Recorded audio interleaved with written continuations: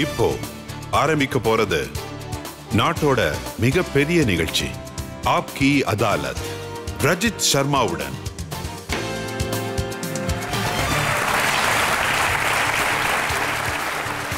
வணக்கம். ஆப்கி அதாலத்துக்கு உங்களை வரவேற்கிறேன். இன்னைக்கு ஆப்கி அதாலத்துக்கு வரப்போறது கிரிக்கெட் உலகத்தோட ஒரு துணிச்சலான ஸ்டார். அவர் எப்படிப்பட்ட ஆளுனா மிக மிக பாப்புலர். மைதானத்தில் உள்ள எல்லா பவுலர்ஸும் இவரை பார்த்தாலே தடுமாறுவாங்க. அவர் எப்படிப்பட்ட கில்லாடினா மைதானத்தில் இறங்கி தனக்குன்னு ஒரு தனி இடத்த உருவாக்கினவர். அவர் களத்தில் இறங்கினா மக்கள்லாம் 4s or 6s தான் டிமாண்ட் பண்ணுவாங்க. உங்களுக்கு புரிஞ்சிருக்கும். நான் இப்ப இன்வைட் பண்ண போறேன் ஆப்கி அதாலத்துக்கு கிரிக்கெட் உலகத்தோட super star Yuvraj Singh. Welcome Yuvraj Singh.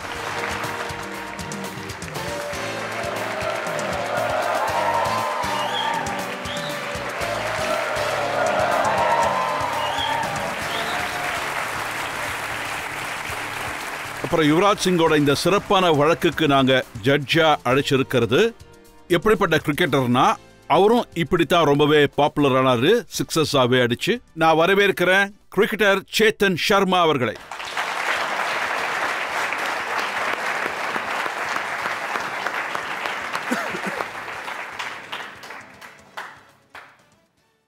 Yuvraj, இன்னைக்கு நீங்க ஆப்கி அதாலத்துல 6s அடிக்க போறீங்கன்னு நினைக்கிறேன்.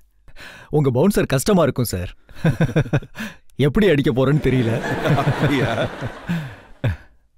இப்ப வழக்கு ஆரம்பிக்கிறதுக்கு முன்னாடி இன்றைய ஜட்ஜ் சேத்தன் சர்மா அவர்கிட்ட நம்ம பெர்மிஷன் வாங்கிப்போம்.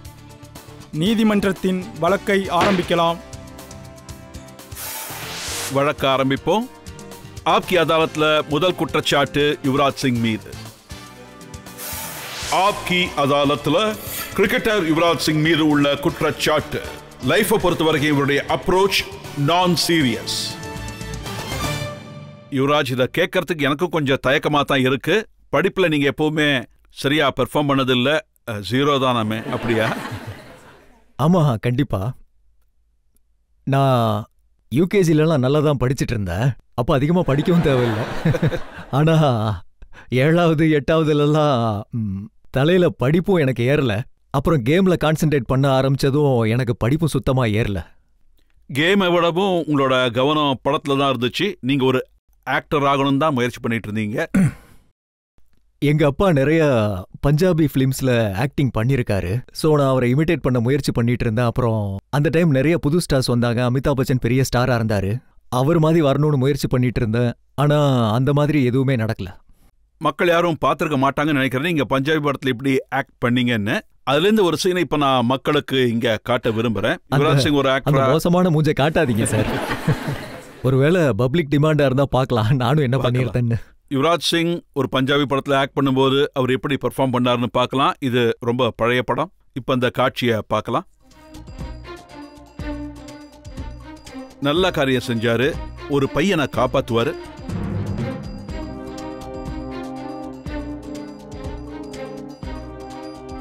அதனால இவருக்கு ஒரு பிரைஸ் கிடைக்கும். சார், அது நான் ஸ்கூல்ல அடிக்கடி ஃபெயில் ஆகிட்டு இருந்தேன். அப்போ எங்க அப்பா என்ன சொன்னாருன்னா, கண்ணா உனக்கு படிப்பு சரியா வரல, நீ படிப்புக்கு 1 மாசம் பிரேக் எடுத்துக்கோ, உன்னோட மைண்டு கொஞ்சம் அப்போ ஃப்ரெஷ் ஆகலாம், அதனால நீ என்னோட சின்ன வயசு ரோல் பண்ணுன்னு சொன்னார். எனக்கும் அது நல்ல ஐடியான்னு தோணுச்சு. ஸ்கூலுக்கு 1 மாசம் லீவ் கிடைக்கும்ல.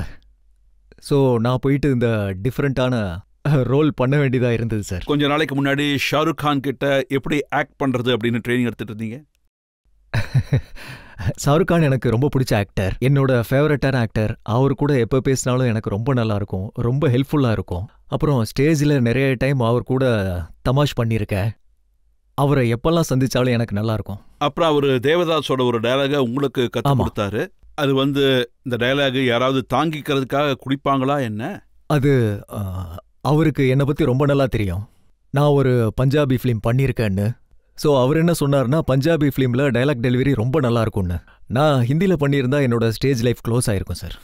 ஸோ நான் இந்த மாதிரி பஞ்சாபியில் பண்ணேன். அப்போ ஆக்சுவலாக உங்கள் இன்ட்ரெஸ்ட் ஃபிலிமில் தான் இருந்தது, கிரிக்கெட்டில் ரொம்ப கம்மி தான். ஆமாம், என்னை பற்றி இந்த மாதிரி ஒரு பர்செப்ஷன் ஆயிருச்சு. கிரிக்கெட்டில் கவனம் ரொம்ப கம்மியாக இருக்கும், மற்ற விஷயங்கள்ல அதிகமாக இருக்கும்னு சொன்னாங்க.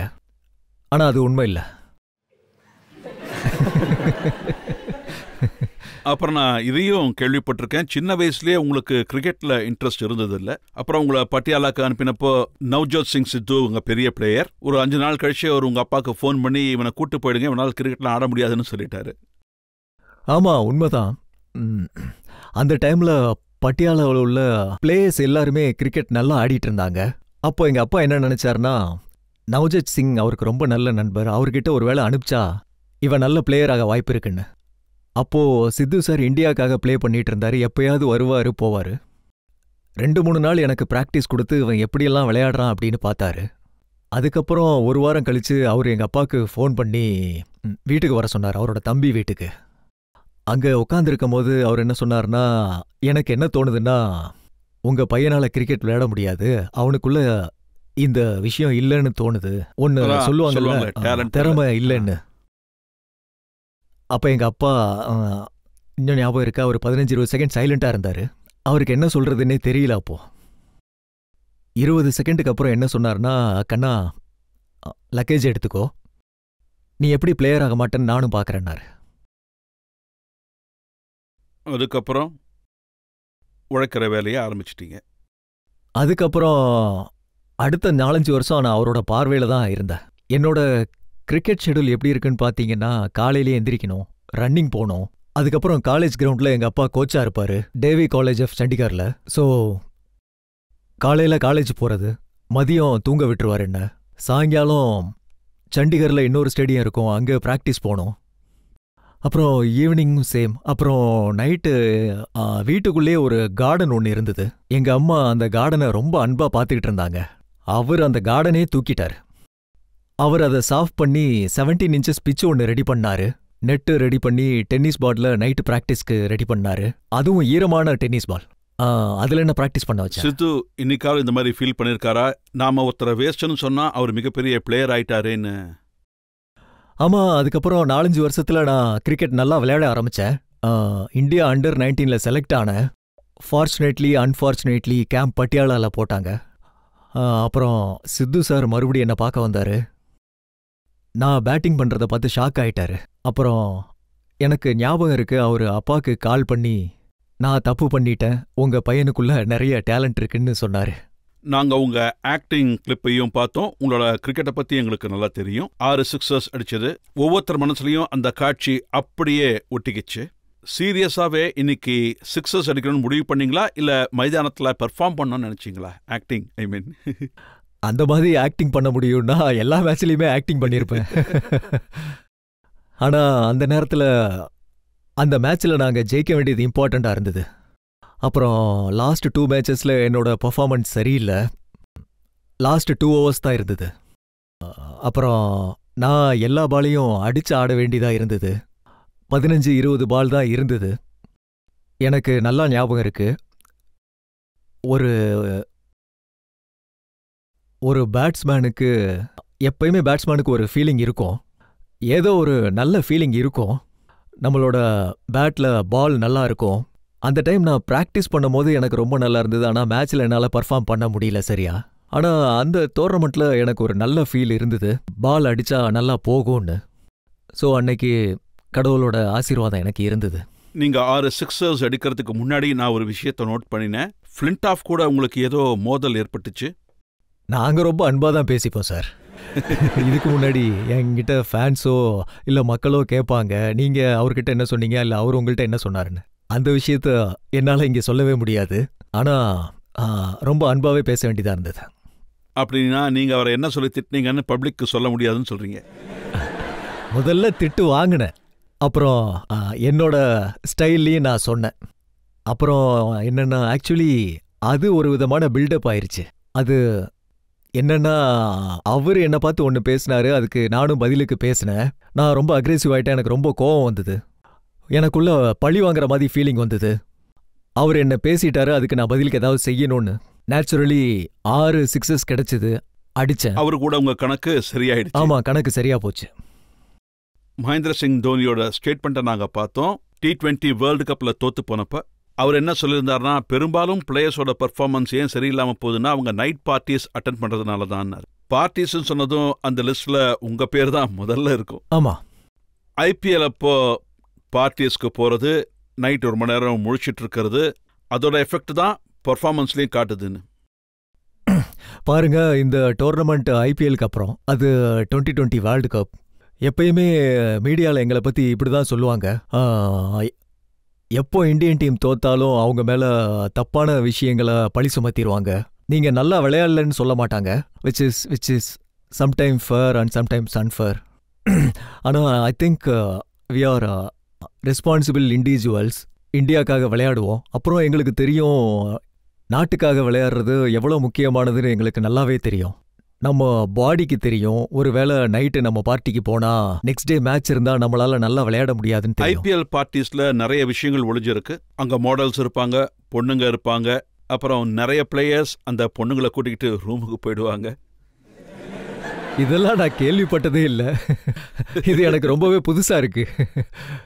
பாருங்க, ஐபிஎல் ஒரு பெரிய ஈவெண்ட். அப்புறம் எங்கே இந்த மாதிரி ஈவெண்ட் நடக்குதோ, கிரிக்கெட் அண்ட் பாலிவுட் இந்தியாவில் ரெண்டுமே ஒரு பெரிய சப்ஜெக்ட். ஸோ நீங்கள் ரெண்டுத்தையும் சேர்த்தா எப்பயுமே கான்ட்ரவர்சி இருக்கும் சார். அப்புறம் அந்த கான்ட்ரவர்சிஸில் என்ன சொல்லியிருக்காங்கன்னா, அந்த பார்ட்டிக்கு எந்த பிளேயர் போகிறாங்களோ இல்லையோ, ஒரு பிளேயர், அதாவது யுவராஜ் சிங் மட்டும் எல்லா பார்ட்டிஸ்லையும் இருப்பார்.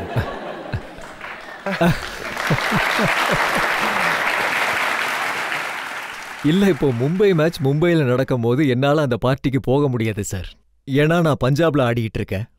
ஸோ ஐ திங்க் இந்த அலகேஷன் ரொம்ப தப்பானது. அப்புறம் எப்பயுமே தப்பான முறையில் யூஸ் பண்ணுறாங்க. நம்ம நல்லா விளையாடும் போது எல்லாமே நமக்கு ஃபேவராக இருக்கும். ஒருவேளை நம்ம நல்லா விளையாடலைன்னா நம்மளை பொண்ணுங்க கூடயோ இல்லை பார்ட்டிஸ்லேயோ ரிலேட் பண்ணுவாங்க, இல்லை ஃபிட்னஸ் சரியில்லைன்னு சொல்லுவாங்க. ஐ திங்க் தட்ஸ் அப்படின்னா உண்மை எதுன்னு நீங்கள் பப்ளிக் கிட்ட சொல்லலாமே. இல்லை, உண்மை என்னன்னா, நான் வெளியே போகமாட்டேன்னு சொல்ல. ஆனால் என்னோட 10 வருஷ கேரியரில் நான் மேட்ச் நடக்கும் போது எங்கேயும் வெளியே போனதில்லை. அண்ட் பார்ட்டிக்கு போக விரும்புகிற பிளேயரில் நான் மட்டும் இல்லை, நிறைய பிளேயர்ஸ்க்கு வெளியே போக ரொம்ப பிடிக்கும். ஆனால் ஒவ்வொருத்தருக்கு ஒரு இமேஜ் டெவலப் ஆகிடும். ஆமாம், இம்ரான் கான் பாகிஸ்தான் கேப்டனாக இருந்தப்ப அவர் ரொம்ப நல்ல பிளேயர், நல்ல பவுலர், நல்ல ஒரு பேட்ஸ்மேன். அப்புறம் அவர் குட் லுக்கிங், உங்களை மாதிரி. தேங்க்யூ. அவரோட டிஷர்ட்ல எழுதியிருக்கும் big boys play at night அப்படின்னு. அந்த டிஷர்ட் உங்களுக்கும் பொருந்தும்னு நான் நினைக்கிறேன்.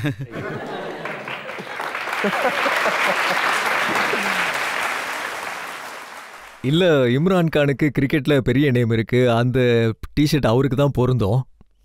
ஐ think big boys have to play at day at the ground. அப்போ தான் அவங்க நைட்டு விளையாட முடியும். அப்புறம் யாரெல்லாம் அந்த பிக் பாய்ஸ் டேல பிளே பண்ணி தோக்குறாங்களோ அவங்க ராத்திரியில பப்புக்கு போய் அங்க இருக்கிற மக்கள் கூட சண்டை போடுறாங்க. அது பார்த்தீங்கன்னா இது ஒரு தப்பான அலிகேஷன். விஷயம் என்னன்னா, தேவையில்லாத ஒரு பேச்சுவார்த்தை நடந்தது. நாங்கள் வெஸ்ட் இண்டீஸில் விளையாடும்போது அதை பப் ரால்னு சொல்லுவாங்க. அப்புறம் இன்னொன்று செயின்ட் லூசியால. நோ டவுட் நாங்கள் சரியாக விளையாடல. அப்புறம் ஆக்சுவலி என்ன நடந்ததுன்னா, சாயங்காலம் ஆஸ்திரேலியா பாகிஸ்தான் மேட்ச் இருந்தது. நாங்கள் அந்த மேட்சை பார்க்க இருந்தோம். அப்புறம் எங்களோட ஹோட்டல் ரூமில் அந்த மேட்ச் வரல. ஸோ நாங்கள் எல்லோரும் சேர்ந்து இருந்தோம். அங்கே எல்லா ரெஸ்டாரண்ட்டும் அப்படி தான் இருக்கும். ரெஸ்டாரண்ட்டில் பார் இருக்கும், ரெஸ்டாரண்ட் இருக்கும். அப்போ அவங்க என்ன சொன்னாங்கன்னா, இது பார் டிஸ்கோ இருக்கும், ராத்திரி 4 மணி வரைக்கும் இருக்கும். அது ஒரு தப்பான அலிகேஷன். நாங்கள் 9 மணி வரைக்கும் சாப்பிட்டுட்டு இருந்தோம். அப்புறம் இது ரொம்ப ஆபியஸான விஷயம். இந்தியன் டீம் தோத்துச்சுன்னா, அமெரிக்காலேருந்து வந்தவங்க இந்தியன் டீம் தோத்துச்சுன்னு ரொம்ப கஷ்டப்பட்டாங்க. அப்புறம் அவங்க எங்களில் ஒருத்தரை ரொம்ப தப்பாக பேசினாங்க. அப்புறம் எங்களோட ரியாக்ஷன் அவங்கள அடிக்க போல. நாங்கள் அவங்கக்கிட்ட இப்படி தான் சொன்னோம், please don't talk like this. அப்புறம் நாங்கள் செக்யூரிட்டிகிட்ட சொன்னோம், இவங்களை இங்கேருந்து அனுப்புங்கன்னு. அப்புறம் செக்யூரிட்டி அவங்கள அங்கேருந்து அனுப்புனாங்க. நாங்கள் அப்புறம் ரெஸ்டாரண்ட்டில் சாப்பிட ஆரம்பித்தோம். இதுதான் நடந்தது சார். இவ்வளோ நல்ல நல்ல விஷயங்கள் நடந்திருக்கு. ஆனால் போர்டு உங்களுக்கு நோட்டீஸ் கொடுத்துருக்கு. பாருங்க, இப்போ பாருங்க, அங்கே மக்கள் இல்லாதனால மீடியா எதை கேரி பண்ணுறாங்களோ அதை தான் நாங்கள் கேட்போம். இன்னைய டேட்டில் டிவியில் ஆன் பண்ணால் நம்ம தெரியாதவங்க டிவியில் பார்த்தா எங்களுக்கு டிவியில் வர ஃபீட்பேக் மட்டும்தான் கிடைக்கும். ஸோ அவங்க எங்ககிட்ட கேட்டப்போ நாங்கள் எக்ஸ்பிளனேஷன் கிளியராக கொடுத்தோம். நாங்கள் இந்திய நாட்டுக்காக விளையாடுறோம், நாங்கள் இந்தியாவோட பிராண்ட் அம்பாசிடர். அப்புறம் நாங்கள் எங்கள் நாட்டுக்கு பாதிப்பு ஏற்படுத்துகிற மாதிரி எதுவுமே பண்ண மாட்டோம். பாருங்க, ஒருவேளை சச்சின் டெண்டுல்கர் இருந்தார்னா, ராகுல் டிராவிட் இருந்தார்னா, யாரும் அவங்க சண்டை போட்டாங்கன்னு சொல்ல மாட்டாங்க. ஆனால் யுவராஜ் சிங்கா இருக்கிறதுனால அவங்க சொல்கிறாங்க. இது வரைக்கும் நான் லைஃப்ல எதுக்கும் சண்டை போட்டதில்ல. இது மீடியாவோட ஒரு பார்வை. எப்படின்னா, நான் சண்டை போடுவேன், நான் கோவக்காரன், இல்ல நான் ரொம்ப ரூடானுவன்னு. ஆனா இது வரைக்கும் நான் யார் கூடயும் சண்டை போட்டதே இல்ல. வீட்ல போட்டிருப்பேன். ஆனா இது வரைக்கும் பப்ளிக்ல போய் இந்த மாதிரி நான் சண்டை எதுவும் போட்டதில்ல. நீங்க பப்ளிக்ல இன்னைக்கும் சண்டை போடுதுன்னு சொல்றதை கேட்கறதுக்கு நல்லா இருக்கு யுவராஜ். உங்க இமேஜ் இப்படி டெவலப் ஆயிடுச்சு. பட் நாங்க என்ன விரும்புறோம்னா, கிரிக்கெட்டிங் வேர்ல்ட்ல உங்களுக்கு ஒரு பேட் பாய் இமேஜ் டெவலப் ஆயிருக்கு. அதை கொஞ்சம் சேஞ்ச் பண்ணிக்கணும் நீங்க. நானும் இதை தான் எதிர்பார்க்கறேன். ஆனா என்னால அதுக்காக நீங்க ஏதாவது ஸ்டெப்ஸ் எடுக்கணும்ல. அதுக்காக என்ன செய்யணும்? 10 வருஷமா முயற்சி பண்ணி பார்த்துட்டு இருக்கேன். எல்லாமே செஞ்சு பார்த்துட்டேன். உங்ககிட்ட ஏதாவது ஐடியா இருந்தா சொல்லுங்க. இதை நாம மக்கள்கிட்டே கேட்டுடலாம். அவங்க கிட்ட உங்களுக்காக ஏதாவது ஐடியா இருக்கான்னு கேட்போம். ஏன்னா இந்த இமேஜ் பப்ளிக் மனசுல தான் உருவாயிருக்கு. ஆனா நான் இன்னொரு விஷயத்த சொல்ல விரும்புறேன். நீங்க பேட் பாய் இமேஜ்னு சொன்னாலும் சரி, பப்ளிக் இமேஜ்னு சொன்னாலும் சரி, இல்ல மீடியா இமேஜ்னு சொன்னாலும் சரி, என்கிட்ட இது வரைக்கும் யாருமே எந்த ஃபேனும் இந்த மாதிரி வந்து சொன்னதே இல்ல. நீங்க கிளப்ல நல்லா ஆடுறீங்கன்னு, இல்லனா நைட்டு 2 மணிக்கு நீங்க வண்டிய நல்லா ஓட்டுறீங்க அப்படின்னு. நான் இது வரைக்கும் எந்த ஃபேனை சந்திச்சாலும் அவங்க இப்படிதான் என்கிட்ட சொல்லியிருக்காங்க. நீங்க ஒரு நல்ல பிளேயர், நல்ல சிக்ஸர் அடிக்கிறீங்க, நீங்க இந்தியாவோட பெருமைன்னு.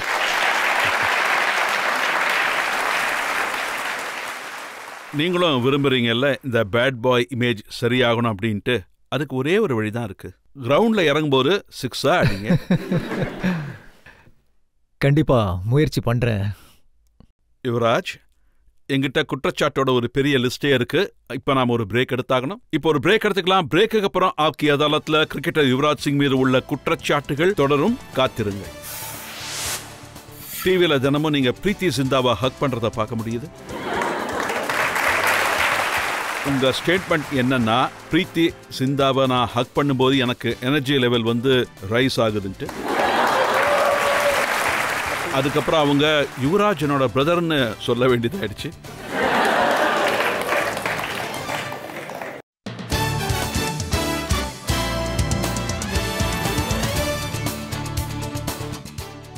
Welcome back. ஆப்கி அதாலத்ல இன்னைக்கு நம்மளோட விருந்தாளி கிரிக்கெட் உலகத்தோட பாப்புலர் ஸ்டார் யுவராஜ் சிங். ஆப்கி அதாலத்ல அடுத்த குற்றச்சாட்டு. ஆப்கி அதாலத்ல யுவராஜ் சிங் மீது உள்ள அடுத்த குற்றச்சாட்டு, இவர் கிரிக்கெட் உலகத்தோட பிளேபாயா மாறிட்டாரு. இப்போ யுவராஜ், எனக்கே இது கேட்கறதுக்கு அவ்வளவு நல்லா இல்லை. ஆனா ஷாருக் கான் IPL அவார்ட்ஸ் கொடுக்கும்போது அவர் என்ன சொல்லி இருந்தாருன்னா, யுவராஜ் சிங்குக்கு பொண்ணுங்க பெரிய ஃபேன்ஸ்னு, அவரோட இமேஜ் கேசனோவா போன்றது அப்படின்னாரு. இத பாருங்க, ஷாருக் கான் ஒரு ஆக்டர். அவர் ஆக்டரா பேசுறதுக்கு நிறைய பணம் கொடுப்பாங்க.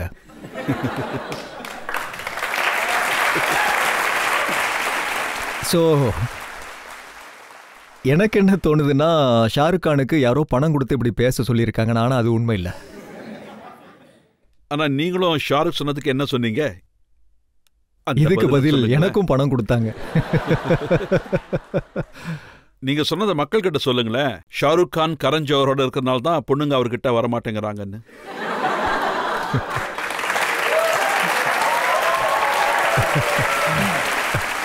பாருங்க சார், என் மேல இவ்வளவு பெரிய அலிகேஷன் போட்டிருக்காங்க. அப்ப நானும் ஏதாவது பெரிய அலிகேஷன் போடணும்ல. இது ஆபியஸான விஷயம், நான் சொல்லிட்டேன்ல. ஓ, இப்படி சொல்றதுக்கு உங்களுக்கும் காசு கொடுத்தாங்களா என்ன? பாதி பணமும் கொடுத்தாங்க, நானும் சொந்தமாவும் சொன்னேன். ஆனா இதுக்கு என்ன காரணம்?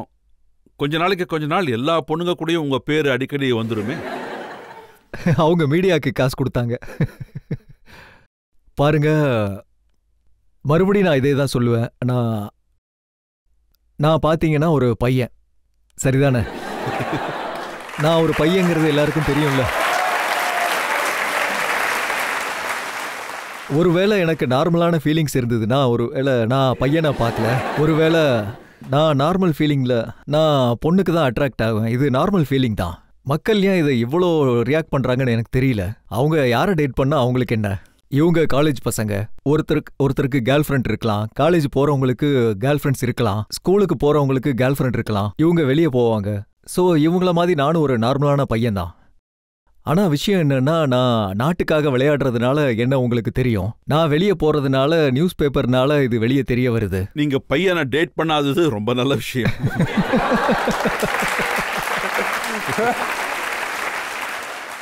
ஆமா, வாழ்க்கையில் என்னைக்கும் அப்படி பண்ணக்கூடாதுன்னு விரும்புகிறேன்.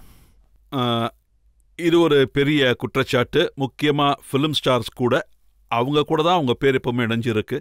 ஏன்னா நார்மல் பொண்ணோட பேர் தெரியாது, அதில் எந்த மசாலாவும் கிடைக்காது, அதனால சினிமா நடிகை அதில் சேர்க்குறாங்க. ஃபிலிம் ஸ்டாரை தவிர நார்மலாக இன்னும் நிறைய பேர் இருக்காங்களா?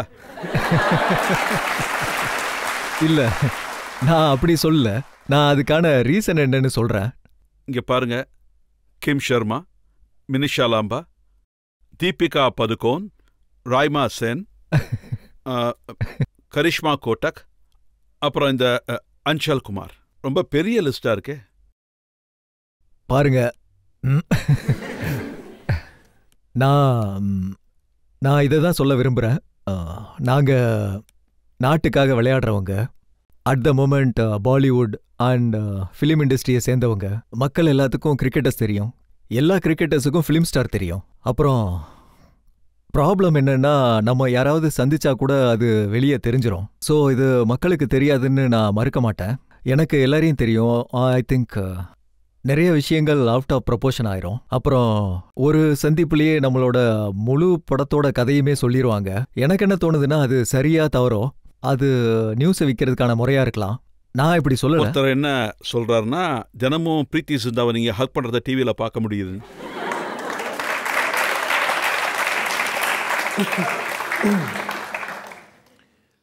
பிரீத்தி சிந்தா எங்க பஞ்சாப் டீமோட ஓனர், எங்க டீமோட பாஸும் கூட. ஸோ நாங்கள் நல்லா விளையாண்டா அவங்க ரொம்ப சந்தோஷப்படுவாங்க. ஸோ கடந்த 2 வருஷமா நான் கேப்டனாக இருந்திருக்கேன்.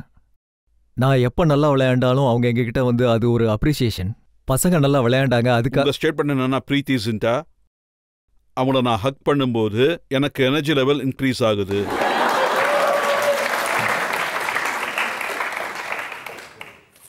இதில் தப்பான விஷயம் எதுவும் இல்லை. அதில் இப்போ ஒரு பொண்ணு நம்மளை வந்து சந்திச்சா, அது நல்லபடியாக வந்து சந்திக்கும் போது அந்த மொமெண்ட்டு ரொம்ப நல்ல மொமெண்ட்டாக இருக்கும். நம்மளும் எனர்ஜைஸ் பண்ணுவோம். இதில் தப்பான விஷயம் எதுவும் இல்லையே. அதுக்கப்புறம் அவங்க யுவராஜ் என்னுடைய பிரதர் மாதிரின்னு சொல்ல வேண்டியதாயிடுச்சு. பாருங்க, விஷயம் இவ்வளோ பெருசானதுக்கப்புறம் மக்கள் வெவ்வேறு விஷயங்களை சொல்ல ஆரம்பிச்சாங்க. ஸோ அவங்களே ராக்கியும் கட்டி விட்டாங்க. தீபிகா பதுகோனை பற்றி நீங்கள் என்ன சொல்லியிருக்கீங்கன்னா, தீபிகா என் இதயத்தை உடைச்சிட்டாங்க, நான் ரொம்ப சீரியஸ்னு. நான் அந்த மாதிரி எப்பவும் சொல்லலை. இல்லை, ஒரு நியூஸ் பேப்பரில் இந்த மாதிரி, ஒரு சில நியூஸ் பேப்பரில் இந்த மாதிரி ஸ்டேட்மெண்ட் வரும். ஆனால் நான் அந்த மாதிரி எதுவுமே கொடுக்கல இது வரைக்கும். Statement that's wrong. இன்னொரு ஸ்டேட்மெண்ட்டும் வந்திருக்கு, எனக்கு காதல மூழ்கி இருக்கிறது ரொம்ப பிடிக்கும். இதுவும் என்னோட ஸ்டேட்மெண்ட்டே கிடையாது. இதுவும் என்னோட ஸ்டேட்மெண்ட் இல்லை. அப்புறம் இதுவும் ஒரு பீரியட்ல ஸ்ப்ரெட் ஆச்சு. ஏதோ ஒரு இட்டாலியன் பொண்ணு கூட உங்களுக்கு ஒரு கனெக்ஷன் இருக்கு அப்படி. இதுவும் என்னோட ஸ்டேட்மெண்ட் இல்லை. பாருங்க, மறுபடியும் அதே தான் சொல்றேன். இது வெறும் புரளி.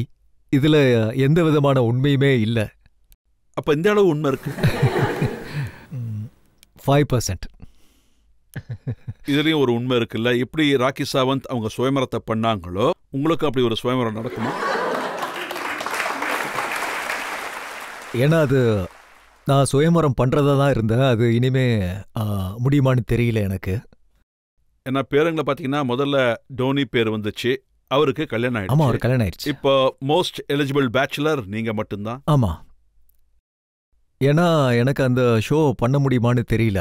ஏன்னா ஐ திங்க் ஒருத்தரை திடீர்னு சந்திச்சு கல்யாணம் பண்ண முடியுமான்னு, அது என்னோட ஸ்டைல் இல்லை. நம்மளோட லைஃப் பார்ட்னராக இருக்க போகிறாங்க, வாழ்நாள் ஃபுல்லாக நம்ம கூட இருக்கணும், அவங்கள சந்திச்சு அவங்க கூட டைம் ஸ்பெண்ட் பண்ணணும். கொஞ்சம் டைம் ஸ்பெண்ட் பண்ணதுக்கப்புறம் அதை பற்றி யோசிக்கணும். இந்த பொண்ணு கூட நான் வாழ்க்கை பூரா வாழணும். என்னால் சந்தோஷமாக இருக்க முடியுமா, அவங்களால முடியுமா? ஸோ என்னை பொறுத்த வரைக்கும் இது லைஃப்பில் ஒரு பெரிய ஸ்டெப். அப்போ உங்க ஸ்டைல் என்னன்னு சொல்லுங்களேன். என்னோட ஸ்டைல் இதுதான். அன்ஃபார்ச்சுனேட், இது வரைக்கும் அந்த மாதிரி எதுவுமே அமையல, பார்ட்னர் கிடைக்கல. நான் வாழ்க்கை பூரா அவ கூட ஸ்பெண்ட் பண்ணணும் அப்படின்னு குறை எனக்குள்ளே இருக்கலாம். நான் அவங்க கிட்ட மட்டும் இருக்குன்னு சொல்லலை. ஆனால் என்னைக்கு எனக்கு தோணுதோ, நான் அந்த பொண்ணு கூட வாழ முடியும்னு தோணுதோ, அன்னைக்கு நான் கண்டிப்பாக கல்யாணம் பண்ணிப்பேன். ஆனால் இது உண்மைதானே, நீங்கள் ரொம்ப சீக்கிரமாகவே எமோஷ்னலி அப்செட் ஆகிடுவீங்களாமே? நான் எமோஷனல் தான், ஆனால் என்றைக்குமே நான் எமோஷனல்னு வெளியே காட்ட மாட்டேன். ஸோ எல்லா விஷயத்துலையுமே எனக்கு லைஃப்ல பெரிய லெசன்ஸ் கிடைச்சது. ஸோ இப்போ நான் எமோஷனை என்னோட கண்ட்ரோலில் வச்சுக்கிறேன். நான் இன்னொன்று கேள்விப்பட்டேன், இது உண்மைதானா? அதாவது நீங்கள் எப்போல்லாம் எமோஷனலி அப்செட் ஆகிறீங்களோ அப்போல்லாம் உங்கள் அம்மா உங்கள் கூடவே, அதாவது உங்களுக்கு கூட டூரெல்லாம் வருவாங்களாமே? இல்லை, இந்த காரணத்துக்காக எங்கள் அம்மா எப்பயுமே வரமாட்டாங்க. எங்கள் அம்மா என்கிட்ட சொல்லுவாங்க, நான் சின்ன வயசாக இருக்கும் போது அவங்க கிட்ட சொல்லுவேனா, நான் இந்தியாவோட கேப்டன் ஆனா உங்களை எல்லா இடத்துக்கும் கூட்டிகிட்டு போவேன்னு. ஸோ அந்த விஷயம் எனக்கு நல்லாவும் ரொம்ப எமோஷனலாகவும் இருக்கும். எங்கள் அம்மாவுக்கு கிரிக்கெட் பார்க்குறது ரொம்ப பிடிக்கும். எங்கள் அப்பாவும் இந்தியாவுக்காக விளையாண்டுருக்காரு. அப்புறம் நான் எங்கே விளையாண்டாலும் இங்கிலாண்டோ, ஆஸ்திரேலியாவோ, சவுத் ஆஃப்ரிக்காவோ அவங்களுக்கு அங்கே வந்து கிரிக்கெட் பார்க்க ரொம்ப பிடிக்கும். அப்போ நீங்கள் கேப்டன் ஆகி அவங்கள எல்லா இடத்துக்கும் கூட்டிகிட்டு போகிற நாளுங்கிறது எப்போ வரும்? பாருங்க, அது என்னோட கையில் இல்லை. எல்லா கிரிக்கெட்டர்ஸ், எல்லா பசங்களோட ஆசை இதுதான், அவங்களோட கண்ட்ரியை லீட் பண்ணணும்னு. சார் வணக்கம். வணக்கம், சொல்லுங்க சார். என்னோட கேள்வி என்னன்னா, அது என்னோடது மட்டும் இல்ல, இங்க உள்ள மக்களோடதும். என்னோட கேள்வி என்னன்னா, கிரிக்கெட்டர்ஸ் ஃபிலிம் ஸ்டார் கூட மட்டும் ஏன் அஃபேர் வச்சுக்கிறாங்க? ஃபிலிம் ஸ்டார் கூட ஏன் அஃபேர் வச்சுக்கிறாங்க?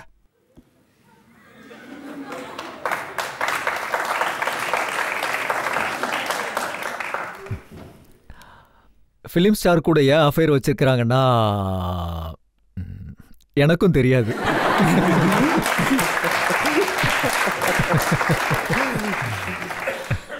இல்லை, ஒருவேளை இது உண்மையா? ஃபிலிம் ஸ்டார்ஸ் தான் உங்களை மாதிரி ஆளும் கூட அஃபேர் வச்சுக்கிறாங்க? இப்படி இருக்கலாம், இதை நான் ஒத்துக்கிறேன். இல்லை, அப்படியெல்லாம் எதுவும் இல்லை. நாங்கள் அவங்க கூட அஃபேர் வச்சுக்க விரும்புவோன்னு. இந்த பாலிவுட் அப்புறம் கிரிக்கெட், ஐபிஎலுக்கு அப்புறம் எந்த அளவுக்கு ஒன்று சேர்ந்தாங்கன்னா, எல்லா மேட்சுக்கு அப்புறம் அவங்க ஒன்று சேருவாங்க.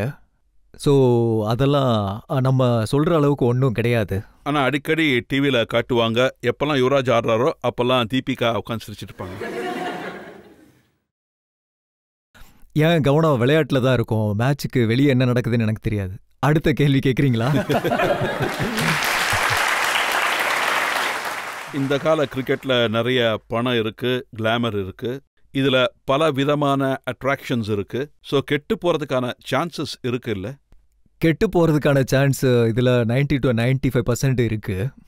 ஏன்னா நாங்கள் விளையாட ஆரம்பிக்கும் போது ஃபிலிம் இண்டஸ்ட்ரிக்கு வரும்போது ரொம்ப ஸ்ட்ரகிள் பண்ணுவோம். அப்புறம் எங்கேஜில் நமக்கு நிறைய அட்டென்ஷன் கிடைக்கும், கிளாமர் கிடைக்கும். ஸோ ஆப்வியஸ்லி அவங்க இடத்துலேருந்து நிறைய பேர் தடம் மாறிடுவாங்க.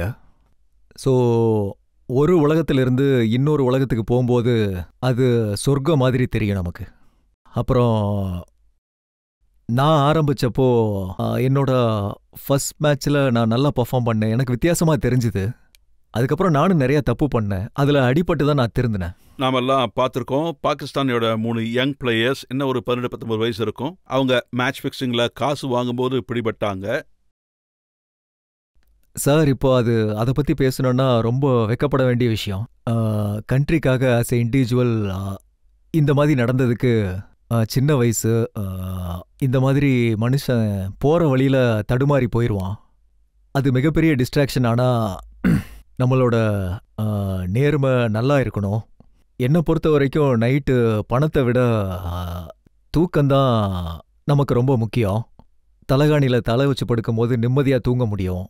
ஒருவேளை தூங்குறதுக்கு முன்னாடி நம்மளோட மனசில் பேக்கேஜ் இவ்வளோ குப்பை இருந்ததுன்னா அவங்க வாழ்க்கையில் வாழ்கிறதுக்கான தகுதியே இல்லை. நான் ரிப்போர்ட்ஸில் படித்தேன், அவங்க மனசில் உள்ள விஷயம் இதுதான், நாங்கள் ஐபிஎல்ல விளையாடுவோன்ற நம்பிக்கையோடு இருந்தாங்க, நிறைய பணம் சேர்ப்போங்கிற நம்பிக்கையில் வீடு, காரு, இப்படி பல வசதிகளை பெருக்கிக்கிட்டாங்க. அவங்களுக்குள்ள இந்த கடன் அடைக்கிற அந்த ப்ரெஷர் தான் அதிகமாக இருக்கும். கடன் அடைச்சாகணுமே. பாருங்க, இந்த அளவுக்கு டீட்டெயில்டாக நான் படிக்கல. ஏதாவது ஒரு வேலை செய்கிறதுக்கு முன்னாடி நம்ம மக்களோட அட்வைஸ் வாங்கணும், சீனியர்ஸோட அட்வைஸ் வாங்கணும். நான் என்ன சொல்கிறேன்னா, எத்தனை யங் கிரிக்கெட்டர்ஸ் இருக்காங்களோ அவங்க சீனியரோட அட்வைஸ் வாங்கி நிறைய கற்றுக்கணும். ஏன்னா நாங்கள் எங்களோட கேரியரில் சௌரவ் கங்குலி, சச்சின் டெண்டுல்கர், கும்ப்ளே, ராகுல் டிராவிட் அவங்க எங்களோட நல்ல சீனியர்ஸ். இன்றைக்கி டேட்டில் அவங்க மிகப்பெரிய ஐகான்ஸ். நாங்கள் அவங்கக்கிட்ட நிறைய கற்றுக்கிட்டோம். ஒருவேளை உங்களை யாராவது மேட்ச் ஃபிக்ஸிங்காக அப்ரோச் பண்ணால் நீங்கள் என்ன பண்ணுவீங்க? என்கிட்ட யாரும் மேட்ச் ஃபிக்ஸிங்க்கு அப்ரோச் பண்ண மாட்டாங்க.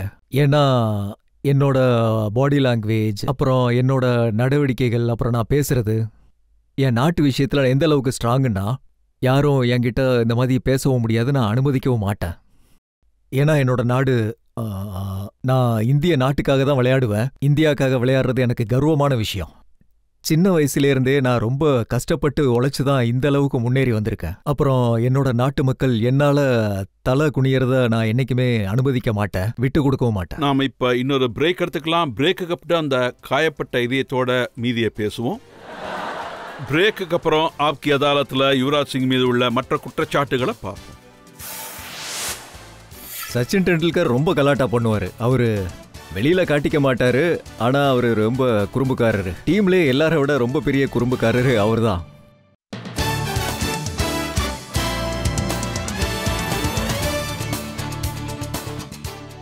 Welcome back. ஆப்கி அதாலத்தில் இன்னைக்கு நாம வழக்க தொடர்ந்துட்டு இருக்கிறது கிரிக்கெட் உலகத்தோட மிகப்பெரிய பாப்புலர் ஸ்டார் யுவராஜ் சிங் மீது. ஆப்கி அதாலத்தில் அடுத்த குற்றச்சாட்டு. ஆப்கி அதாலத்தில் கிரிக்கெட்டர் யுவராஜ் சிங் மீது உள்ள குற்றச்சாட்டு, இவர் டீம்லயே ரொம்ப குறும்புக்கார பிளேயர். யுவராஜ் சிங், நான் என்ன கேள்விப்பட்டேன்னா, ஒருவேளை வெற்றிக்கு அப்புறம் ரூம்ல கேக் கட் பண்ணும்போது அந்த கேக் உங்க கையில கிடைச்சா எல்லா பிளேயர்ஸும் தூரமா ஓடி போய் நிற்பாங்கன்னு. பாருங்க, வெற்றிக்கு அப்புறம் கொண்டாடி தானே ஆகணும். அதை அப்புறம் மனுஷன் கேம்ல ரொம்ப சீரியஸ் ஆயிடுவான். அப்போ அவங்களுக்குள்ள இருக்கிற குழந்தை, அவங்களுக்குள்ள இருக்கிற சாத்தான் ஒரு சில டைம் இந்த மாதிரி நேரத்தில் முழிச்சிருவாங்க. கேக் எடுத்து மூஞ்சில பூசி விடுவோம். ஆனால் கேக்கு என் கையில் மட்டும்தான் வருங்கிறது கிடையாது. எல்லார் கைக்குமே கேக்கு கிடைக்கும். ஒருத்தர் முகத்தில் ஒருத்தர் பூசி விடுவாங்க. அது எங்கள் டீமுக்குள்ள ஒரு ட்ரெண்டாக மாறிடுச்சு. யாருக்கு பர்த்டே வருதோ அவங்க முகத்தில் கண்டிப்பாக கேக் பூசி விடுவோம். நான் என்ன கேள்விப்பட்டேன்னா, சச்சின் டெண்டுல்கர் மாதிரி சீனியர் பிளேயர் முகத்தில் கூட நீங்க கேக்கை தடவி விட்டுருவீங்கன்னு. அவர் எப்படிப்பட்ட பிளேயர்னா அவர்கிட்ட போக எல்லாம் பயப்படுவாங்க. ஸோ நானும் ஹர்பஜனும் சேர்ந்து எப்பவும் ஒரு பிளான் பண்ணுவோம், சச்சின் டெண்டுல்கரை எப்படி பிடிக்கணும்னு, அவர் கையை எப்படி கட்டணும், அவர் முகத்தில் எப்படி கேக் பூசணும். ஆனால் அவர் எங்களை விட ரொம்ப குறும்புக்காரர் சார். நாங்கள் பிளான் பண்ணுற விஷயம் அவருக்கு எப்படியோ தெரிஞ்சிடும். அவர் ரிவர்ஸாக எங்களுக்கே கேக் பூச ஓடி வருவார்.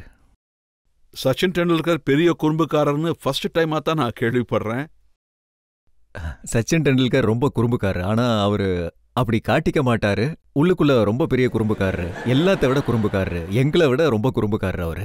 அப்படின்னா விளையாட்டு மைதானத்தில் தெரிகிற சச்சின் டெண்டுல்கருக்கும் பெவிலியனை தாண்டி நீங்க பார்க்குற சச்சின் டெண்டுல்கருக்கும் நிறைய வித்தியாசம் இருக்குன்னு சொல்றீங்களா?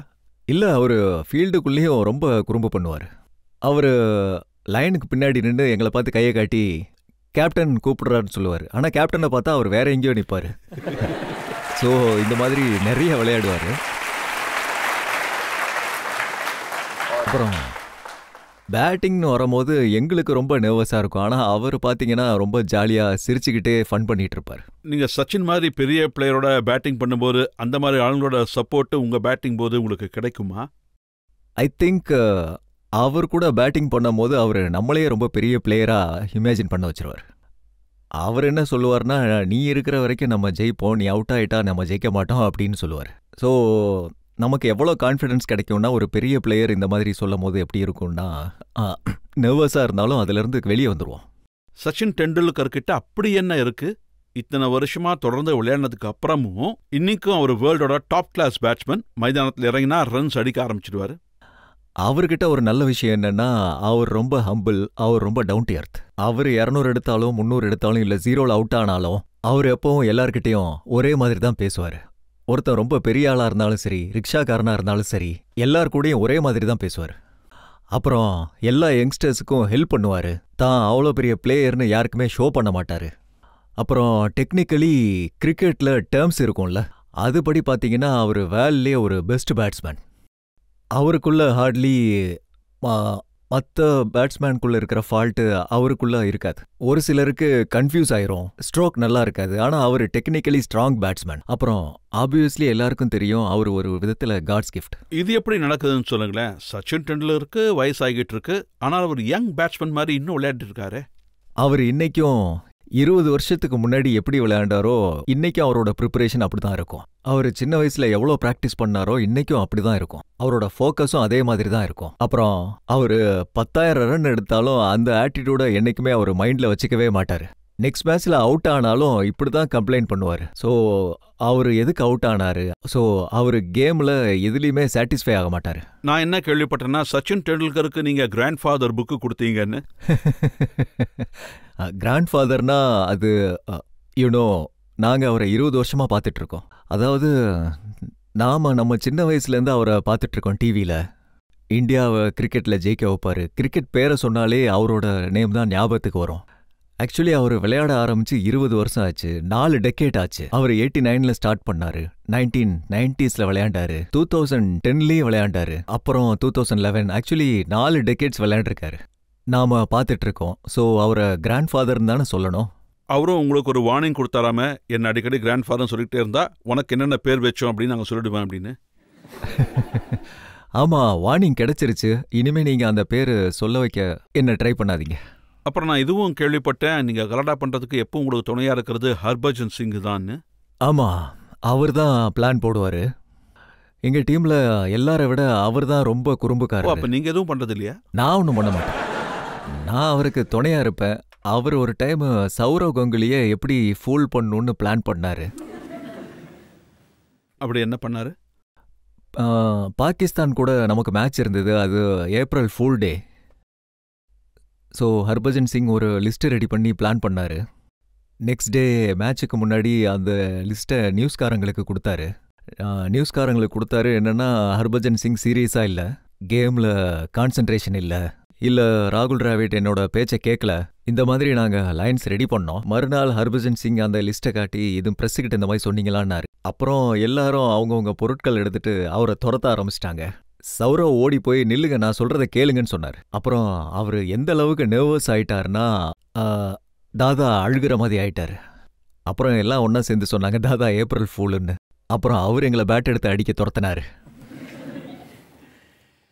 எத்தனை கேப்டன்ஸ் கூட நீங்கள் இது வரைக்கும் விளையாடி இருக்கீங்களோ, அந்த எல்லா கேப்டன்ஸ்லையும் கங்குலி தான் ரொம்ப அக்ரெசிவானவரா? கங்குலி ரொம்ப அக்ரெசிவ் தான். ஆனால் எல்லாரை விட கோவப்படுறது அனில் கும்ப்ளே அவர் தான். அவர் உங்கள் மேலே ரொம்ப கோவப்பட்டாரா? இல்லை, பவுலிங் போடும்போது நான் பாயிண்ட் பொசிஷனில் இருப்பேன், முகமது கைஃப் கவரில் இருப்பார். ஒரு ரன் இடையில போனால் கூட எங்களை பயங்கரமாக திட்டுவார். ஆக்சுவலி அவர் ரொம்ப நல்ல மனுஷன். ஆனால் அவர் எங்கள் மேலே ரொம்ப கோவப்படுவார். ஃபீல்டில் உங்களோட கோவமும் யாருக்கும் குறைஞ்சதில்லை. எங்கிட்ட 2-3 எக்ஸாம்பிள்ஸ் இருக்கு. இப்போ இது ஆகஸ்ட் மந்த். இந்த விஷயம் கொஞ்சம் நாளைக்கு முன்னாடி நடந்தது. நீங்கள் ஒரு 12th மேன், நீங்கள் ஸ்ரீலங்காவில் ஆடியன்ஸ் கூட சண்டை போட்டிருக்கீங்க. நான் யார் கூடயும் சண்டை போடலை. எனக்கு சண்டை போடணும்னு ஆசையும் இல்லை. அது என்னன்னா, அவங்களோட பிஹேவியர் அன்னைக்கு நல்லா இல்லை, அதுதான். அவங்க நம்மளோட பிளேயரை அன்னைக்கு தப்பாக பேசினாங்க. நான் போய் அவங்கள்ட்ட சொன்னேன், நீங்கள் இந்த மாதிரி பேசாதீங்கன்னு சொன்னேன். நீங்களும் அவ்வளோ சாஃப்டாக பேசுகிற ஆள் கிடையாதுன்னு நினைக்கிறேன்.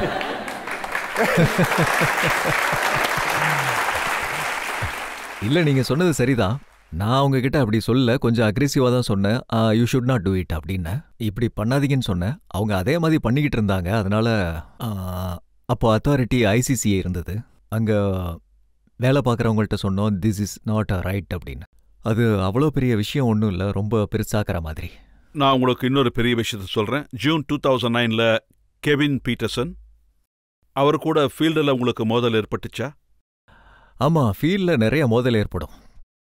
அப்புறம் நீங்கள் அதாவது அவரை இமிட்டேட் பண்ணீங்க, குரங்கு மாதிரி குவாய் குவாய்னு சத்தம் போட்டு. இல்லை, ஆக்சுவலி அவரை நான் நிறைய தடவை அவுட் பண்ணியிருக்கேன். ஸோ அவருக்கு என்னோட பவுலிங் பிடிக்காது. அவர் எனக்கு பேர் வச்சார் பாய் சக்கர்னு. பாய் சக்கருக்கு அர்த்தம் அவங்களுக்கு பால் நேராக போட தெரியாதுன்னு. அவங்க இந்த மாதிரி சைடில் போடுவாங்க, பால் எப்படி போடுவாங்கன்னே தெரியாது. ஸோ அவர் எனக்கு இந்த மாதிரி பேர் வச்சார். அப்புறம் மேட்ச்சில் ஒரு ஆர்கியூமெண்ட் நடந்தது.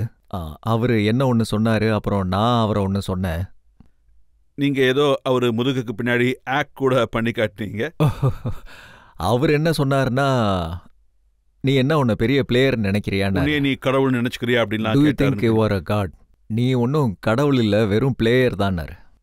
ஸோ நான் அவர்கிட்ட என்ன சொன்னேன்னா, நான் கடவுளாலாம் நினைக்கலன்னா, வெறும் பிளேயர் தான். ஆனால் நீ பண்ணிக்கிட்டு இருக்கியே இந்த மாதிரி ஆக்டிங்லாம், இது சரியான்னு கேட்டேன். நான் பண்ணா அது தப்பு, நீ பண்ணா அது சரி. அங்கே அதுதான் நடந்தது சார். ஒரு சவுத் ஆப்பிரிக்கன் டேல் ஸ்டீன், அவரு கூட உங்களுக்கு ஏதோ மோதல் ஏற்பட்டுச்சு.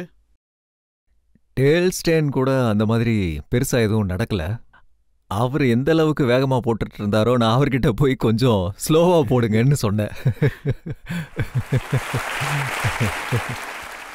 நீங்க ஃபீல்டில் இப்ப பேசின அளவுக்கு தான் அன்பா பேசுவீங்களா?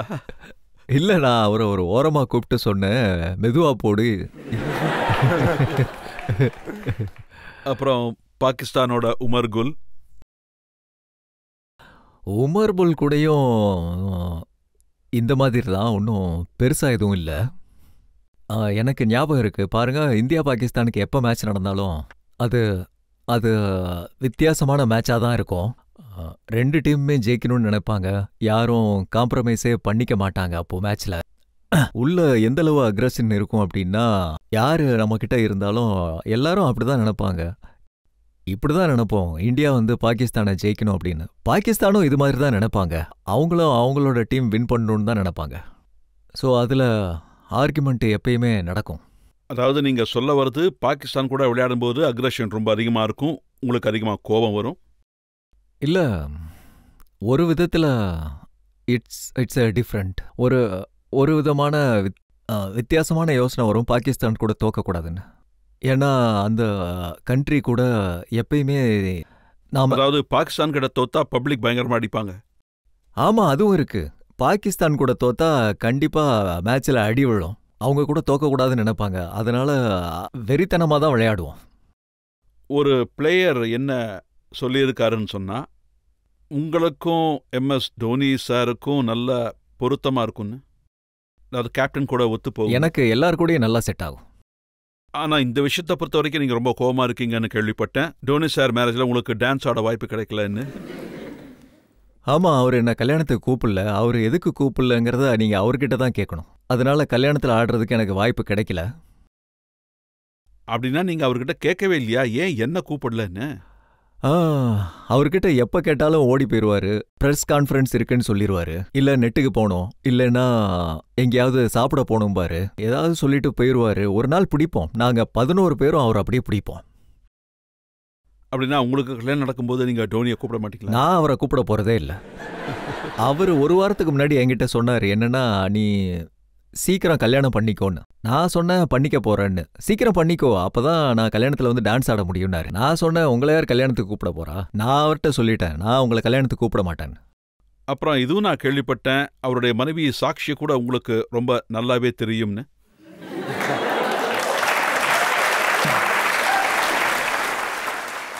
இல்ல, அவங்க ரொம்ப ஸ்வீட். அவங்க கிட்ட பேசும்போது ரொம்ப நல்லா இருக்கும். டோனிக்கு அப்படியே ஆப்போசிட், சாந்தமானவர், கூலானவர்.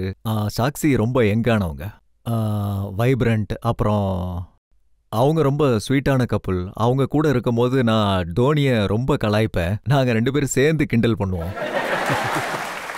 இப்போ ஒரு பிரேக் எடுத்துக்கலாம். பிரேக்குக்கு அப்புறம் ஆப்கி அதாலத்தில் யுவராஜ் சிங் மீது உள்ள குற்றச்சாட்டுகளும் கேள்விகளும் தொடரும். ஏதாவது பெரிய டோர்னமெண்ட்ஸ்க்கெலாம் முன்னாடி யுவராஜ் சிங்குக்கு ஒன்று உடம்புல அடிபடும், இல்லை மனசில் அடிபடும்.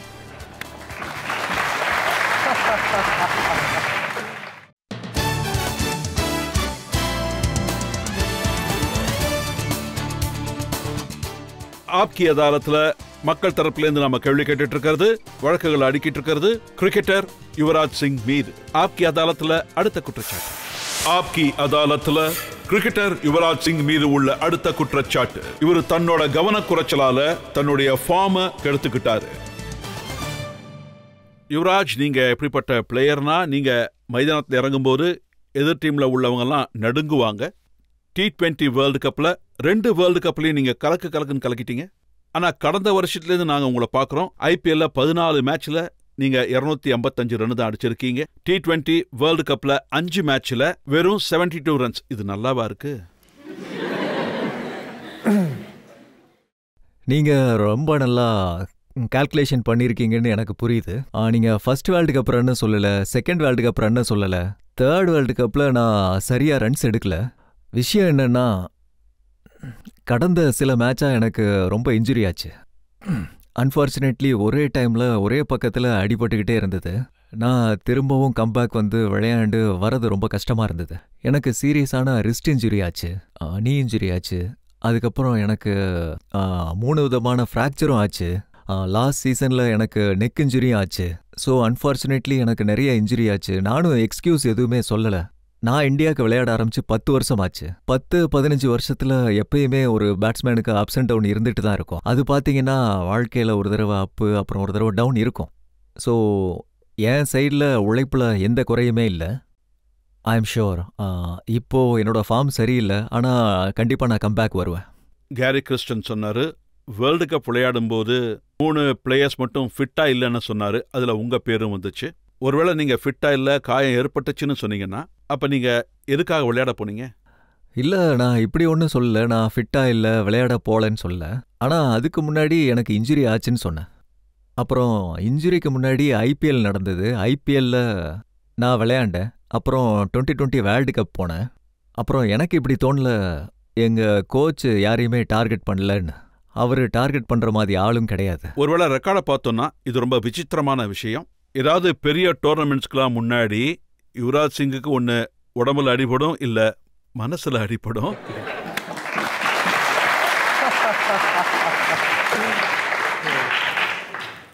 மனசளவில் நிறைய காயம்பட்டிருக்கேன். இப்போ உடம்புலையும் காயம்படுறதுனால ஐ திங்க் ரெண்டுலேயும் இருந்து சீக்கிரம் ரெக்கவர் ஆனால் நல்லா இருக்கும். விரல்ல காயம், ரிஸ்டில் காயம், தோள்பட்டையில காயம், அப்படின்னா ஆப்ரேஷன் பண்ணாத இடம் எதுவும் மிச்சிருக்கிற மாதிரியே தெரியலையே. லக்கிலி எனக்கு எந்த ஆப்ரேஷனும் நடக்கல, ஆனால் காயம் நிறைய ஏற்பட்டிருக்கு. அப்படின்னா இப்படி உங்களுக்கு தோணவே இல்லையா? நிறைய கிரிக்கெட் ஆடுறதுனால உங்களுக்கு காயங்கள் அதிகமாக ஏற்படுது, ரெக்கவர் ஆகிறதுக்கு டைமே கிடைக்க மாட்டேங்குதுன்னு. இல்லை, இப்படி நடக்கும். இப்போ T20 ஃபார்மட் வந்ததுனால கிரிக்கெட் ரொம்ப அதிகமாயிருச்சு. இதுக்கு முன்னாடி 50 ஓவர்ஸ் அப்புறம் டெஸ்ட் மேட்ச் நடக்கும். ஆனால் இப்போ மக்களோட இன்ட்ரெஸ்ட்லாம் பெரிய லெவலில் T20 மேலே தான் இருக்கு. ஏன்னா ஃபாஸ்ட் பேஸில் கேம் விளையாடுவாங்க. ஸோ ஆப்வியஸ்லி நீங்கள் எவ்வளோ கிரிக்கெட் விளையாடுறீங்களோ எந்த வேலையாக இருந்தாலும் அதிகமாக செஞ்சால் காயம் ஏற்பட தான் செய்யும். ஆனால் நமக்கு ஏற்ற மாதிரி, நம்ம ப்ரொஃபஷனுக்கு ஏற்ற மாதிரி பாடியை நீங்கள் ரெடி பண்ணிட்டு தான் இருக்கணும். நமக்கு இது தெரிஞ்சிருக்கணும், நமக்கு எந்த கிரிக்கெட் இம்பார்ட்டண்ட், அப்புறம் எந்த வருஷம் இம்பார்ட்டண்ட். ஒரு பிளேயராக நீங்கள் இதை கண்டிப்பாக தெரிஞ்சு வச்சிருக்கணும். ஸோ ஆஸ் எ ப்ரொஃபஷனல் நீங்கள் பாடியை நல்லா தெரிஞ்சு வச்சு. சந்தீப் பாட்டில் ஒரு தடவை சொல்லியிருக்காரு, யுவராஜ் சிங் எப்படிப்பட்ட பிளேயர்னா அவர் யார் பேச்சையும் கேட்க மாட்டார். நீங்கள் எவ்வளவு சொன்னாலும் சரி அவர் தன்னோட ஸ்டைலில் தான் விளையாடுவார்னு, எவ்வளவு சொன்னாலும் அவரோட ஸ்டைலில் தான் ஃபீல்டிங் பண்ணுவார்னு. அதனால தான் காயங்கள் ஏற்படுதுன்னு சொன்னார். நான் யார் சொன்னாலும் கேட்பேன், ஆனால் நான் பண்ணுறது தான் பண்ணுவேன். ஏன்னா ஐ ஃபீல் எந்த மாதிரி நான் நாட்டுக்காக விளையாண்டனோ, எந்த ஆர்வத்தோட, எந்த டெடிகேஷனோட ஹார்ட் ஒர்க் பண்ணி நான் வந்தனோ அந்த மெத்தடை தான் நான் ஃபாலோ பண்ணுவேன். என்னோட அட்டாக்கிங் மைண்ட், என்னோட அக்ரெசிவ்னஸ், என்னோட பாடி, என்னோட டோன் எப்படி இருக்கோ அந்த மாதிரி தான் நான் இன்டர்நேஷ்னல் கிரிக்கெட்டில் சக்ஸஸ் ஆனேன். ஒருவேளை எனக்கு இப்படி தோணுச்சுன்னா, நம்ம விளையாடும் போது நிறைய தப்புகள் நடக்கும், அந்த தப்புகள்லேருந்து நம்ம நிறைய கற்றுக்குவோம். ஆனால் எனக்கு இப்படி தோணல. நம்மளோட அக்ரெசிவ் பாடி லாங்குவேஜோ இல்லை டோனோ அதை விட்டுட்டேன்னா மறுபடியும் சக்ஸஸ்ஃபுல் ஆவேங்கிறது. ஒரு விஷயம் என்னன்னா, நீங்கள் கிரவுண்டில் இறங்கும்போது டிவியில் உங்களை பார்க்குற ஆடியன்ஸ் கிளாப் பண்ண ஆரம்பிப்பாங்க. கமெண்டேட்டர் ரொம்ப சத்தமாக சொல்லுவார், பாருங்க யுவராஜ் சிங் வந்துட்டாரு அப்படின்னு, ஸ்கோர் எவ்வளோ வேகமாக அதிகரிக்க போகுதுன்னு. ஆனால் அப்படியே அதே வேகத்தை சொல்லுவார், அவுட் ஆயிட்டீங்கன்னு. ஆமாம், இது வரைக்கும் அப்படி அவுட் ஆன பேட்ஸ்மேன் நான் ஒருத்தன் தான் நினைக்கிறேன். பாருங்க, கிரிக்கெட் ஒரு கேம். அதோட success rate less than 50% for the batsman and the bowler. எனக்கு தெரிஞ்சு எந்த ஒரு பேட்ஸ்மேனும் எல்லா மேட்ச்லேயும் ரன் எடுக்க முடியாது. எக்ஸப்ஷனல் பேட்ஸ்மேன் இருக்காங்க, லைக் டெண்டுல்கர். ஆனால் இந்த கேமில் சக்ஸஸ் ரேட் ரொம்ப லிமிட்டடாக. நீங்கள் சொல்கிறத நான் ஒத்துக்கிறேன். அதாவது பேட்டிங்கில் சக்ஸஸ் ரேட் 50%-ஆக இருக்கலாம், பவுலிங்கில் கூட சரி. விக்கெட் கிடைக்குதோ இல்லையோ அதெல்லாம் உங்கள் கையில் இல்லை. ஆனால் ஃபீல்டிங், பாலை பிடிக்கிறது உங்கள் கையில் தானே இருக்கு. இல்லை, அதுவும் சரிதான். பால் பிடிக்கிறது நம்ம ஹேண்டில் தான் இருக்கும். ஆனால் பாலை பிடிக்கிறதுன்றது பால் தரையில் பட்டு நமக்கு மேலே போயிடும். நீங்கள் ஒரு வேளை பார்த்துருப்பீங்க, ஒரு கோழி பண்ணையில் ஒருத்தர் கோழி பிடிக்க முயற்சி பண்ணிட்டு இருப்பாரு, அதை குழம்பு வச்சு சாப்பிட்றதுக்கு. ஆனால் அதை பிடிக்க முடியாது. ஸோ அவருக்கும் அதே கதி தான். அவரும் ஒரு விதத்தில் ஃபீல்டிங் தான் பண்ணிட்டு இருக்காரு. ஸோ ஒரு சில டைம் மொமெண்ட்டில் பால் எப்படி வரும்னா நம்ம ஐசைட்டை விட்டு கிராஸ் பண்ணி போயிடும். அப்புறம் நீங்கள் ஒரு நல்ல ஃபீல்டர்னு பேர் எடுத்திருக்கீங்க. எப்படிப்பட்ட ஃபீல்டர்னா, உங்களை தாண்டி பால் போகவே போகாது. ஆனால் இப்போ நிலைமை எப்படி இருக்குன்னா, உங்களையும் பாயிண்ட்லேருந்து நீக்கி மிட் ஆஃப்க்கு அனுப்பிட்டாங்க. ஆமாம், இது உண்மைதான். நானே பாயிண்ட்லேருந்து மூவ் பண்ணி மிட் ஆஃப்க்கு போயிட்டேன். கடந்த ஒரு வருஷமா எனக்கு பாயிண்ட்ல பண்ண முடியுமோன்னு எனக்கு தோணல. ஏன்னா எனக்கு நிறைய இன்ஜுரிஸ் ஆச்சு. இன்ஜுரிஸ்க்கு அப்புறம் அந்த பழைய பொசிஷன் போறதுக்கு கொஞ்சம் டைம் எடுக்கும், அதுக்கு உழைக்கணும். அப்புறம் பாயிண்ட் என்னை பொறுத்த வரைக்கும் ஒன் டே கிரிக்கெட்டோ இல்லை டெஸ்ட் கிரிக்கெட்டோ அந்த இடத்துக்கு நிறைய டைம் வரும். அப்புறம் ரொம்ப வேகமாகவும் வரும். அதுக்கு நம்ம 100% ஆக்டிவாக இருக்கணும், அதுக்கு 100% நம்ம ஃபிட்டாகவும் இருக்கணும். அப்புறம் நம்ம உடம்புல எந்த விதமான காயமும் ஏற்பட்டிருக்க கூடாது. ஸோ கடந்த 2 டோர்னமெண்ட்டில் நான் பாயிண்டில் ஃபீல்டிங் பண்ணேன். எனக்கு அது ரொம்ப நல்லா இருந்தது.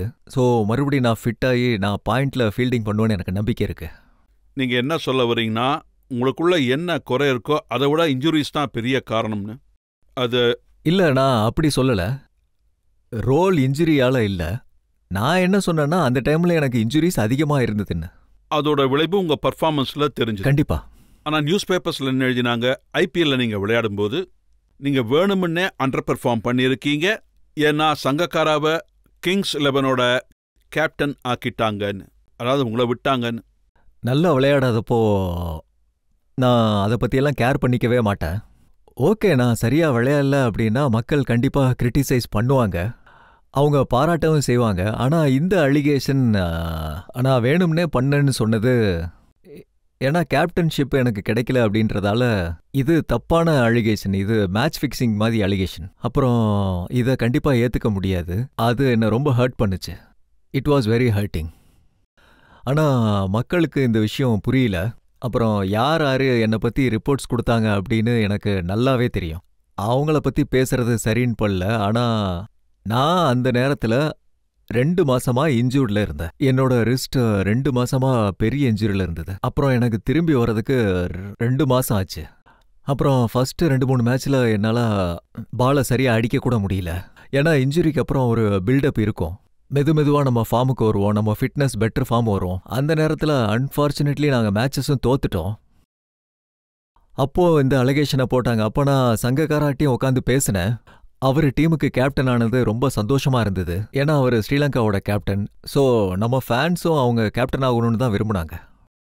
ஆனால் டெஃபினெட்லி நீங்கள் T20யோட பெஸ்ட் பிளேயர், T20ல ஒரு வெல் எக்ஸ்பீரியன்ஸ்டு பிளேயர், T20யோட பெரிய ஸ்டார். அப்போ உங்களுக்கு இப்படி தோணலையா, சங்கக்கார மாதிரி ஒருத்தர் கேப்டன் ஆகி அவர் கூட நான் விளையாடணுமான்னு?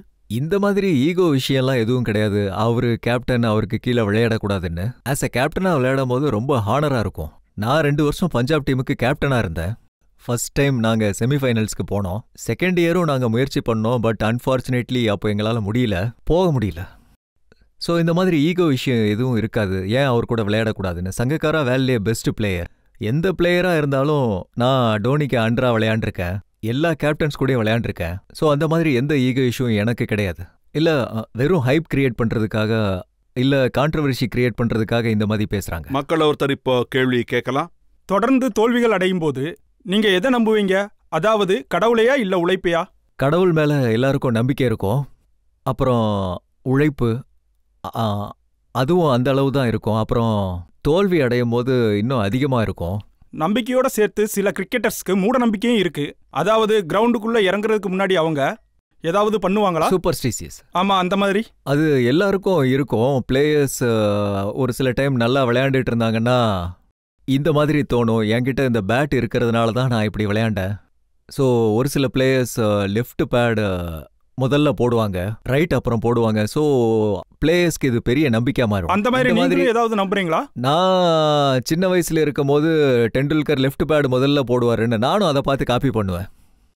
எங்க டீம்ல ஒரு பிளேயர் ஸ்ரீசாந்த், அவரு பஸ்ல இருந்து இறங்கவே மாட்டாரு. எல்லாம் இறங்குற வரைக்கும் அவரை எல்லாமே இழுப்பாங்க. ஏன் அப்படி? ஏன்னா அவரோட நம்பிக்கை என்னன்னா, அவரு கடைசியா இறங்குனாதான் அவரு நல்லா விளையாடுவாருன்னு. இப்ப இதை கேட்டதுக்கு அப்புறம் பாருங்க, ஸ்ரீசாந்த் இனிமே பஸ்ல இருந்து முதல்ல இறங்குவாரு. நியூஸ் பேப்பர்ல ரொம்ப இன்ட்ரெஸ்டிங்கான விஷயம் பப்ளிஷ் ஆச்சு. இதுல என்ன சொல்லியிருக்காங்கன்னா, யுவராஜோட பேட் ஃபார்ம், அதுக்கு என்ன காரணம் கேட்டா அவருடைய ஜாதக ராசிதான்னு. ஜோசியப்படி டிசம்பர் 2010க்கு அப்புறம் யுவராஜ் சிங் இந்த நிலைமையிலிருந்து வெளியே வந்துடுவாரு. அப்படின்னா இன்னும் 4 மாசம் வெயிட் பண்ணி ஆகும். அப்ப இதை நம்பலாமா? 2011ல் வேர்ல்டு கப் நடக்கும்போது இந்தியாவுக்கு விளையாடி யுவராஜ் சிங் வேர்ல்டு கப் ஜெயிச்சு கொடுப்பாரு அப்படின்னு. ராகு கேது எதுவா இருந்தாலும் நான் இதெல்லாம் நான் நம்ப மாட்டேன். நான் நம்புறதெல்லாம் நம்மளோட நாட்டை ரெப்ரசன்ட் பண்றதில்ல. டெடிகேஷன், ஹார்ட் ஒர்க்கோட விளையாடணும். நிறைய பேர் இதை நம்புவாங்க, ஆனால் நான் இதை எப்பவும் நம்பவே மாட்டேன். ஸோ இம்ப்ரூவ் பண்ணுறதுக்கு என்ன பண்ணுவீங்க? இம்ப்ரூவ் பண்ணுறதுக்கு கடந்த 10 வருஷமா பண்ணிக்கிட்டு இருக்கிறது தான். நான் ரொம்ப உழைச்சிக்கிட்டு இருக்கேன். நம்மளோட கோல்ஸ் வேர்ல்டு கப்புக்கு ரீச் ஆகிறது தான். நம்மளோட நெக்ஸ்ட் இன்னிங்ஸில் கான்சன்ட்ரேட் பண்ணிகிட்டு இருக்கேன், ஆஸ்திரேலியா நியூசிலாந்தோட. அப்புறம் பாடி ரொம்ப திடகாத்திரமாக இருக்கணும், ஸ்ட்ராங்காக இருக்கணும். அப்புறம் மென்டலி ரொம்ப ஃபோக்கஸாக இருக்கணும். நீங்கள் சொல்கிற மாதிரி இந்த டிஸ்ட்ராக்ஷனில் இருந்து தூரமாக இருக்கணும். அப்புறம் நியூஸ் பேப்பர் கம்மியாக படிக்கணும், டிவி பார்க்கக்கூடாது. அப்புறம் நம்ம கிரிக்கெட்டில் மட்டும் கான்சன்ட்ரேட் பண்ணணும். அப்புறம் உங்கள் பாடி வெயிட் இன்க்ரீஸ் ஆச்சு, நாங்கள் அதை பார்த்தோம். நீங்கள் கிரவுண்டில் என்ட்ரு ஆகும்போது உங்கள் தொப்பை தெரிஞ்சுது. சார், அதுவும் பார்த்தீங்கன்னா ஒரு விதமான அலிகேஷன் தான். நம்மளோட பர்ஃபார்மன்ஸ் சரியில்லைன்னா அப்போது இப்படி தான் சொல்லுவாங்க, நம்ம வெயிட் இன்க்ரீஸ் ஆயிடுச்சு, நமக்கு இன்ஜுரி ஆயிடுச்சு, இல்லை நீங்கள் வெளியே சுத்த போயிட்டீங்க. ஆனால் எனக்கு தெரிஞ்சு நான் ஒன்றும் 10 கிலோ வெயிட் ஏற்றிட்டு வரல. மக்கள் இதை புரிஞ்சிக்க மாட்டேன்றாங்க. என்னோட இன்ஜுரிஸ்னால டாக்டர் இப்படி சொல்லியிருக்காரு, நான் இப்போது ஓடக்கூடாதுன்னு. நான் இப்போ ஓடினா என்னோட கை அசையும். இப்போதைக்கு நான் ரெஸ்ட் எடுக்கணும். அப்புறம் 1-1.5 மாதத்துக்கு அப்புறம் மறுபடியும் நான் ட்ரைனிங் ஸ்டார்ட் பண்ணணுன்னு. உங்களுக்கு எப்படி வயிறு போட்டதுன்னு சொல்லவே இல்லையே.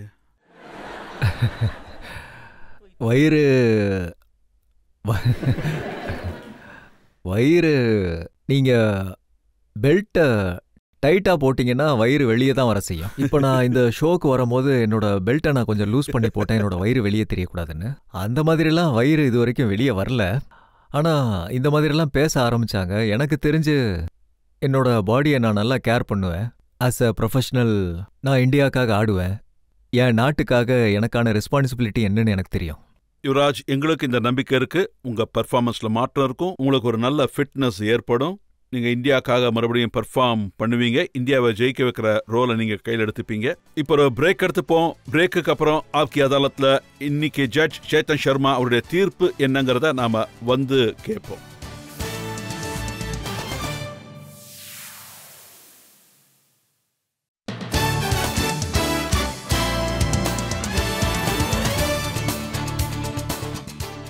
Welcome back.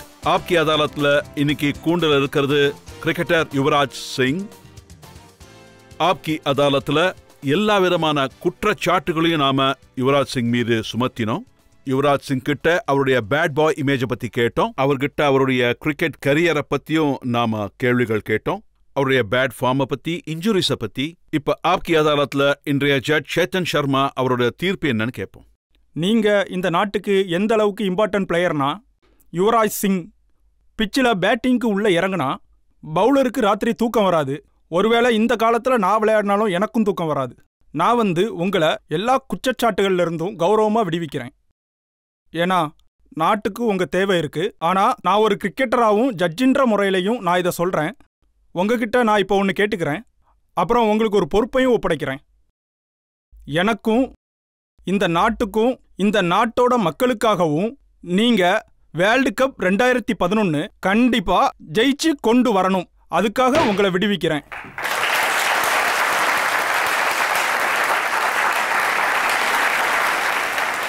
யுவராஜ், எங்க வெல் விஷஸ் உங்க கூட இருக்கு. நாட்டு மக்களோட விஷஸ் உங்க கூட இருக்கு. யுவராஜ் சிங் நல்லா பெர்ஃபார்ம் பண்ணுவார்ன்ற நம்பிக்கை எங்களுக்கு இருக்கு. பேட்டிங்ல, ஃபீல்டிங்ல, பவுலிங்ல. அப்புறம் 2011 வேர்ல்டு கப்ல இந்தியாவோட ஸ்டார் பிளேயரா யுவராஜ் சிங் வருவாரு. இந்தியன் டீம் ஜெயிச்சுட்டு தான் திரும்பும். மக்கள் உங்களை மறுபடியும் தூக்கி வச்சு கொண்டாடுவாங்க. இந்த வெல் விஷஸோட இந்த ஷோவை இங்கே முடிக்கிறோம். அடுத்த முறை ஒரு புது கெஸ்டோட உங்களை நான் சந்திக்கிறேன். அதுவரை என்னுடைய அன்பான வணக்கங்கள்.